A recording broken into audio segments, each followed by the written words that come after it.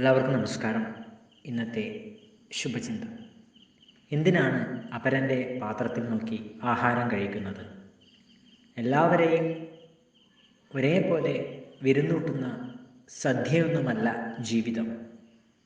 വ്യക്തിഗതമാണ് ഓരോ ജീവിതവും. ഒന്നും ഒരുപോലെയല്ല. ഒരേ ആത്മകഥ എഴുതുന്ന പലരുണ്ടാകില്ല.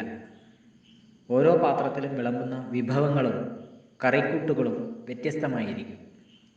അപ്പുറത്തെ വീട്ടിലെ മഴവില്ല് കണ്ട് ആസ്വദിക്കുന്നവർ അവിടുത്തെ കാർമേഘങ്ങളെ പരിഗണിക്കാറില്ല.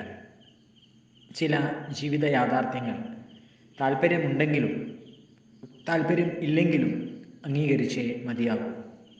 ഓരോ ജീവിതത്തിനും തനതു ഭാവങ്ങളുണ്ട്.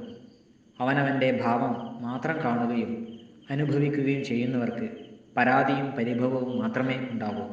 എല്ലാവർക്കും നന്മകളുണ്ടാകട്ടെ. എല്ലാവർക്കും ജീവിത വിജയം ഉണ്ടാകട്ടെ. നന്ദി, നമസ്കാരം.